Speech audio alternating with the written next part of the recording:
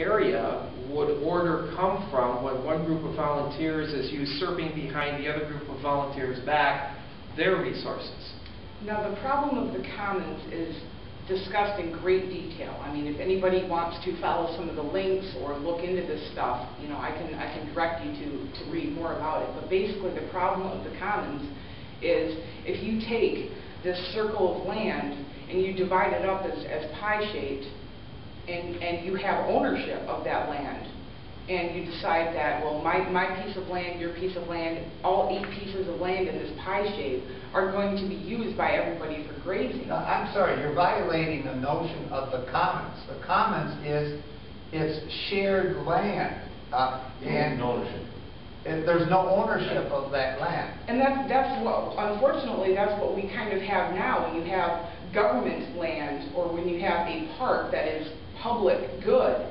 It is owned by the government. It is not owned by the people. The control comes from the government. If the government wants to close down a park at a particular time, and you got people that want to come there late and hang out at the park, well, the government is making the rules. That's their property. And if you, as a member of the public, want to go to this park after hours, well, you can't do that because the government owns it. It's not really common areas if the government owns it. And when you take those common areas and you divide them up and everybody has actual ownership, well, then they can do what they want with their land. They can graze their own sheep, or they can team up with a neighbor and graze half the area now and half the area next season. And there's these cooperations that happen between people. When you have the problem of the commons and there's no ownership, then there's no, if there's no ownership, there's no personal responsibility for what happens to that. And that's why you have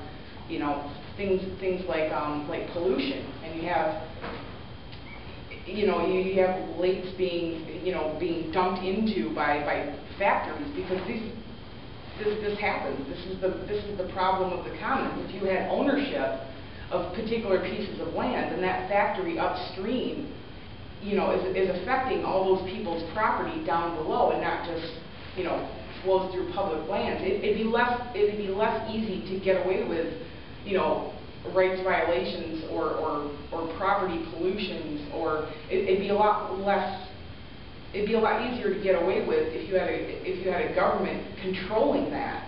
I mean, you have all these rules and all these regulations now, and look at where things is. It's a huge mess. I mean, you guys can all look around and see this, that government has all these supposed regulations and controls in place, and there's still all these problems. And I don't think anybody would disagree with that point. John, you had a question. Well, I guess something I want to throw out to the group here. I'm back to the original opening topic. Atheism is to religion as essentially anarchism is to the state. It was delivered to me in the overall message here a day or two ago, whenever you sent it. The state was capital S. I want to throw out to the group here. I want to get a definition of the state. That's what I want. It's a good idea. How do individuals in this group define the state? I haven't heard a definition of the state. You want me to have a definition? No, let's have the group talk a little bit about. I think everybody would kind of have maybe their own definition. So this is your gig. So I mean, you can lead off if you want, but I'd like to get some kind of consensus as to what defines the state. So first, John, I sent that email out, so I capitalized state, because when we talk about one collective, like the church, if we're talking about all of the church, we use a capital C. If we're talking about the church on the corner, we use a small c. So I did that. Was I in error in referring to... Nobody was questioning it. We're getting on... No.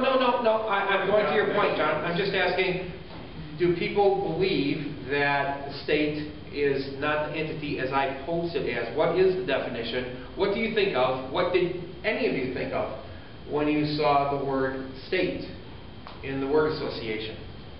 How would you define state? I think it's the will of the majority of the people. I think it's the Constitution that you have, that it's not just a democracy or all the people, but it's to protect segments of society as well, so that certain members are not taken advantage of or oppressed. But I see state as something that emerges. It's a collective. It is a we. The preamble to the U.S. Constitution is "We the people," you know, it's not derived or origined in God or some superior organization or a clergy to enforce rules. I don't see this question of church and atheism as when I saw that, what do you call it, a syllogism or an analogy, I couldn't relate the two.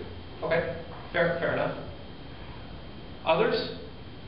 Diane? State's the entity that has a monopoly on violence. In that case, that state is sanctioned to settle disputes between entities. Because they've got the violence, they can force one party to cede to the other party. I think you nailed it. Monopoly on violence. I mean, yeah, by its very nature, it's force. And taxation is theft. I mean, because anybody who tries to argue with, you know, taxation being voluntary runs into some problems when you get deeper into that argument. Tom? Not to kill your thread here, because it's way bad of my own. I would like to respond to Bob's comment about the notion, it's not to disagree, the notion that if we somehow split up the hours, we'd have everybody employed. I spent my entire career essentially eliminating jobs. That's the most effective, efficient thing you can do in an industry that has jobs. You eliminate them. In other words, you combine them, you automate them. The whole idea is output over input. That's all I did. Reducing the amount of input, and that's what every good business does, and maximizing the output. That means less labor. That means less materials for the same goods or products. So my comment to Bob's remark is, I don't believe we should ever aspire to get more jobs or to even keep more jobs. We have to eliminate more jobs. So my point is, I think that today, and which is really scary, we've got less and less people educated. A lot of people that are just dismally don't get through high school. They don't even have the skills to get a job that's available, even if it was. So I'm concerned with the fact that this question about job creation, everybody's walking around, let's have job creation. That doesn't make sense. That makes no sense. That's not what we've been doing for the whole time that we've been in the Industrial Revolution. We've just been trying to make it more economical to produce the product. By doing that, you reduce jobs. So there's a dilemma here that maybe somebody else has got an idea. I haven't the slightest idea. I'm not trying to get off your thread. It's just something that I have been involved with my entire career. The fact that someday, you know, the maybe someday we'll all have robots running around doing everything that needs to be done, and nobody will have a job.